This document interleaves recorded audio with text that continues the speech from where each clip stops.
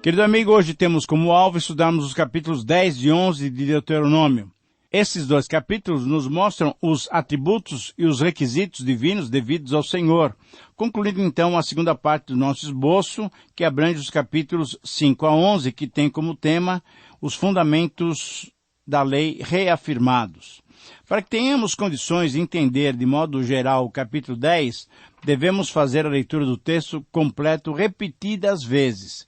E quando nos familiarizamos com o seu conteúdo, percebemos que podemos ter como título desse capítulo a bênção dos atributos divinos. Eu repito, a bênção dos atributos divinos. Esse é o título do capítulo 10.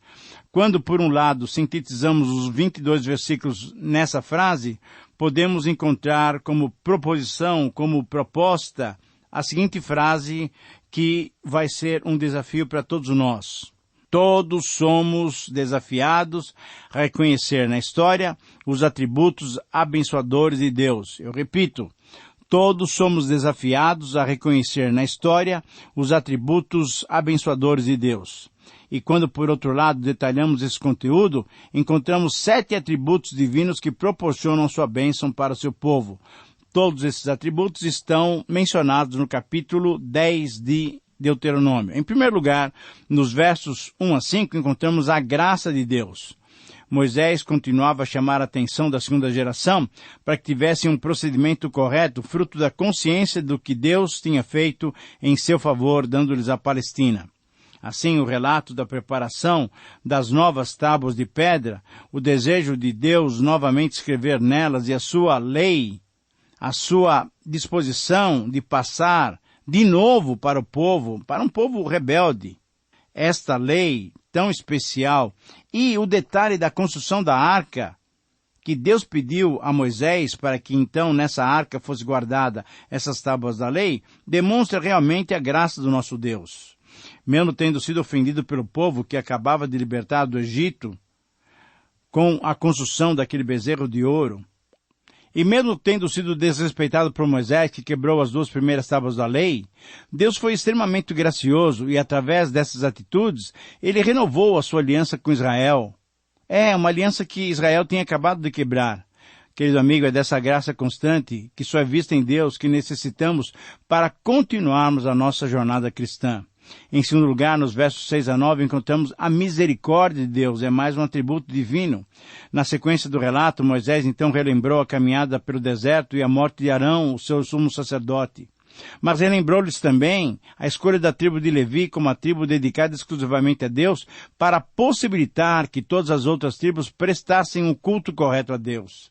Deus separou os levitas para transportarem a arca da aliança, para estarem diante do Senhor, para o servirem e para abençoarem em seu nome. E a misericórdia divina para com Levi foi confirmada porque ele mesmo tinha sido um filho violento e malvado, que tinha trazido problemas para o seu pai, porque quando, junto com Simeão, usou de violência contra os moradores de Siquém, inclusive feriu os animais, deixando-os sofrer sem poderem andar, conforme nós lemos lá em Gênesis 34 e Gênesis 49. Ora, usar os descendentes de Levi para serem os responsáveis pelo culto santo ao Senhor? Ora, isso era uma clara demonstração da misericórdia divina. Lembrando que a misericórdia é a atitude de não punir quem deveria ser punido. É desse atributo que necessitamos para continuar desfrutando da comunhão com Deus ao desenvolvermos nossa vida cristã. Em terceiro lugar, mais um atributo divino, encontramos a fidelidade de Deus. Podemos constatar mais esse atributo divino ao lermos esses versos 10 e 11.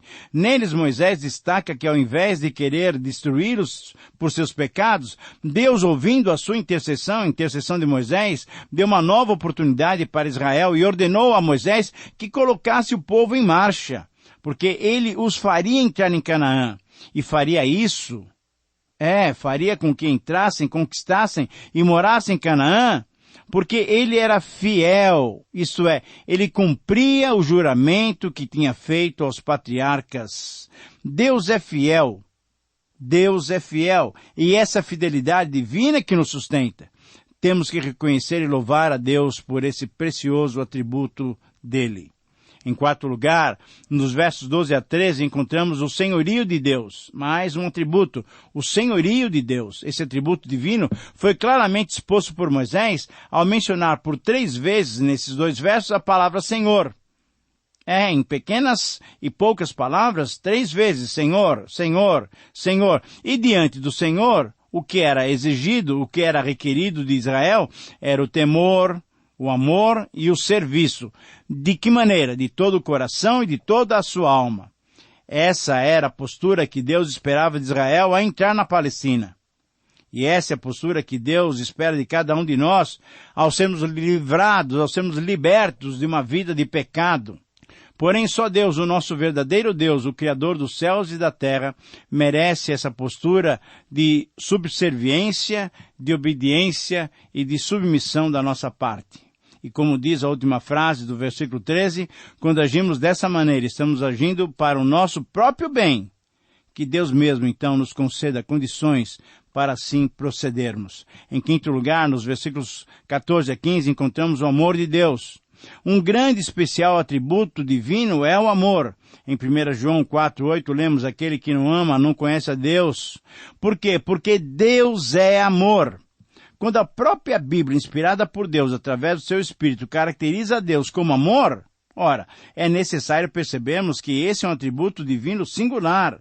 Deus, por ser amor, se afeiçoou dos antepassados israelitas para os amar.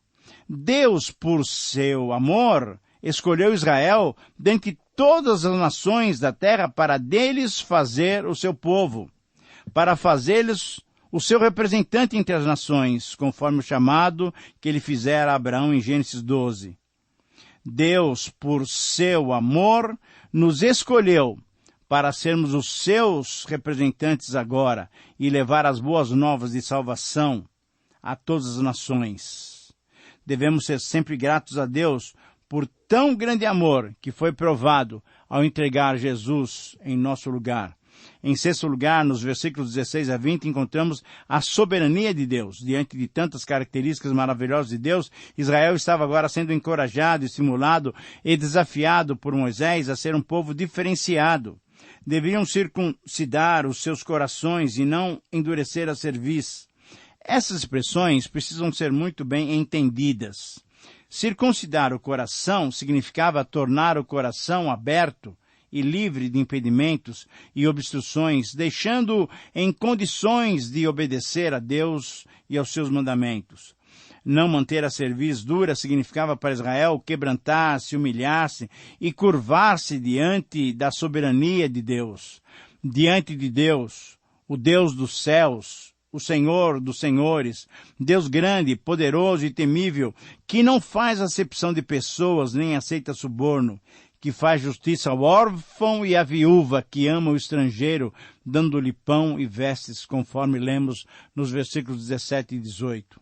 Todos nós devemos nos curvar a esse Deus. Tanto Israel como nós, conforme o verso 20, devemos temer, servir e nos achegarmos a esse bondoso Deus. Em sétimo e último lugar, nos versículos 21 a 22, agora do capítulo 10, nós encontramos mais um atributo de Deus, a sua onipotência. Deus deve ser louvado pelo seu poder. Deus deveria ser o louvor de Israel pelas suas grandes e maravilhosas e temíveis ações que ele tinha feito, que ele tinha produzido, como aquela própria geração tinha testemunhado por todos aqueles 40 anos no deserto.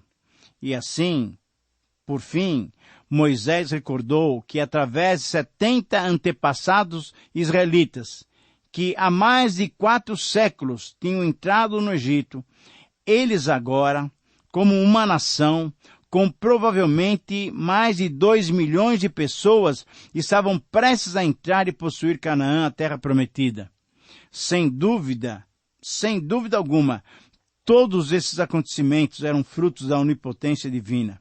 Querido amigo, essas características, esses atributos divinos que podemos perceber no relacionamento que Deus deveria ter com Israel, que Israel deveria ter com Deus, são os mesmos atributos e as mesmas características divinas com as quais estamos interagindo nos nossos dias. você e eu temos sido atingidos e impactados pelo nosso Deus. Por quê? Porque Ele é um Deus presente e um Deus pessoal.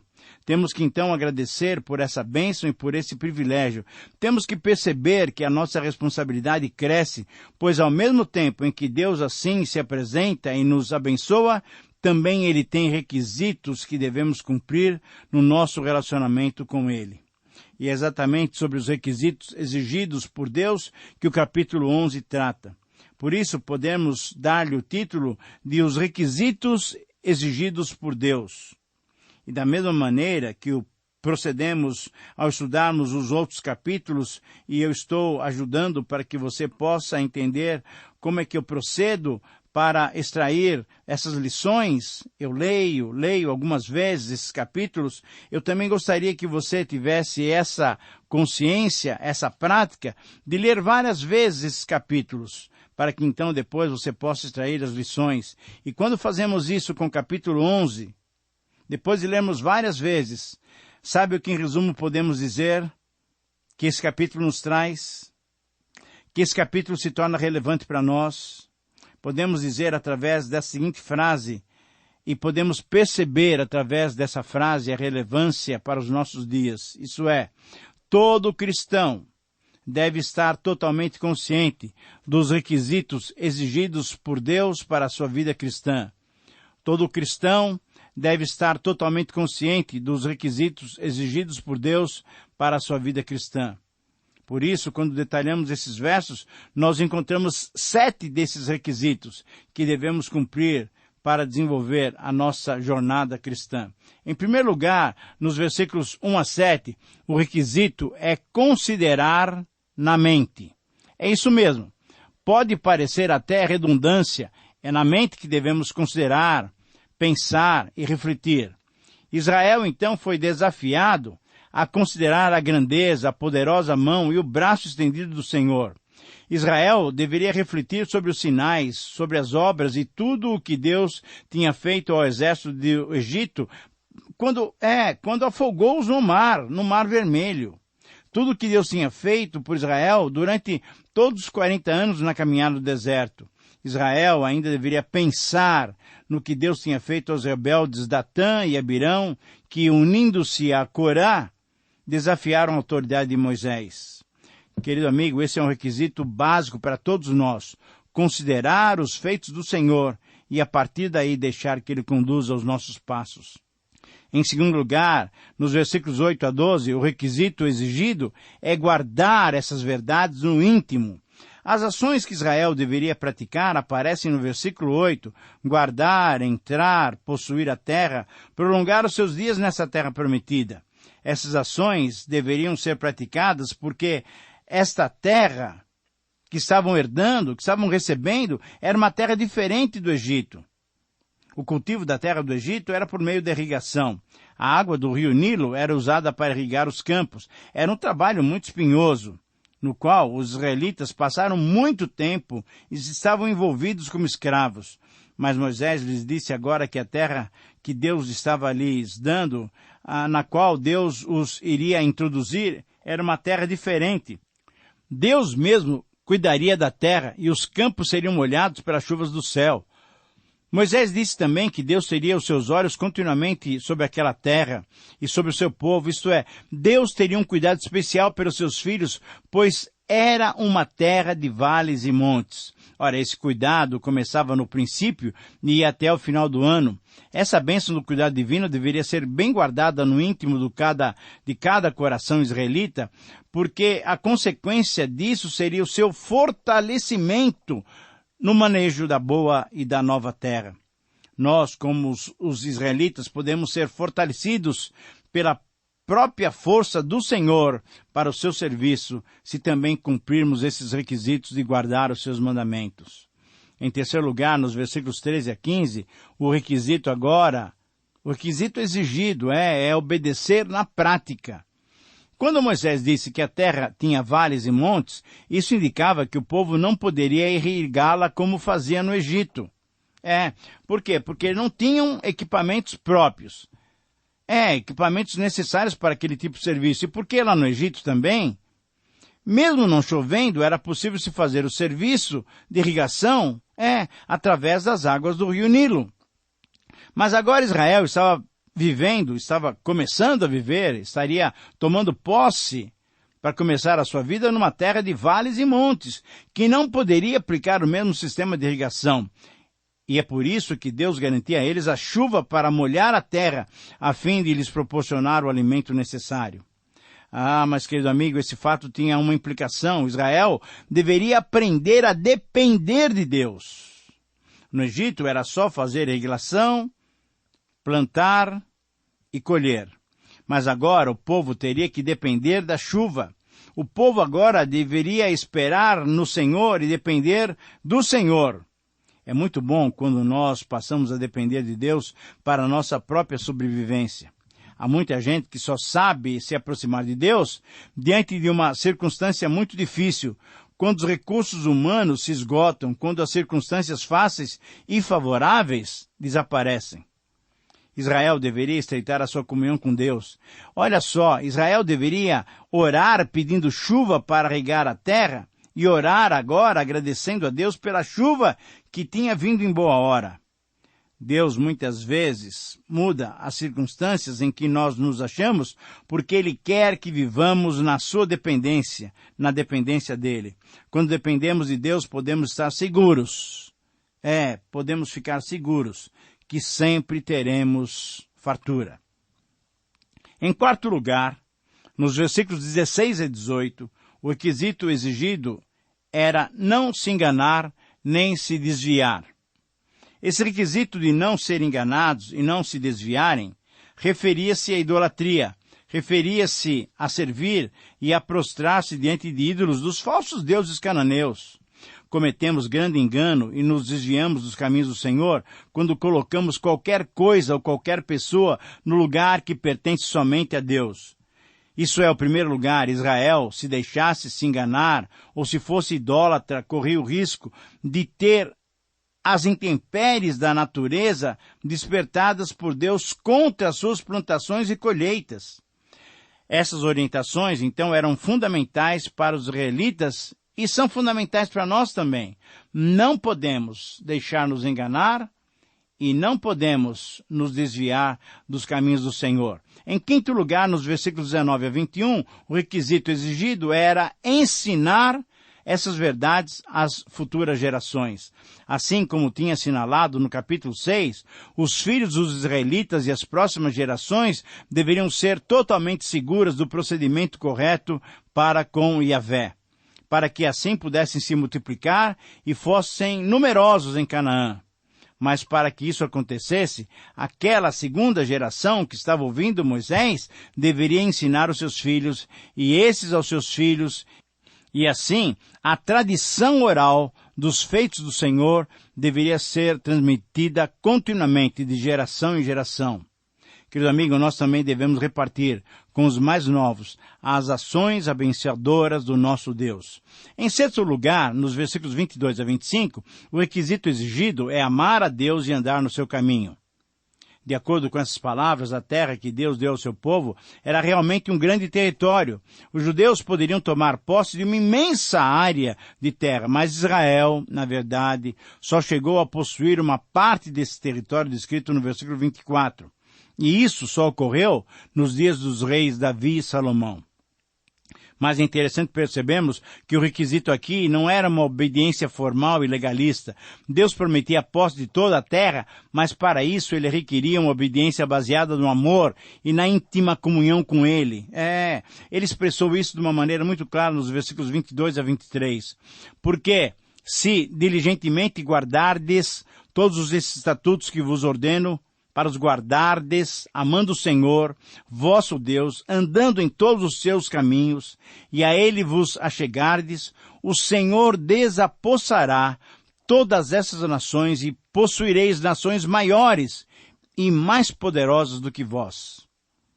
Será, querido amigo, que estamos dispostos a obedecer o Senhor, amando-o e tendo íntima comunhão com Ele? Essa é a oferta. Será que desejamos aceitá-la?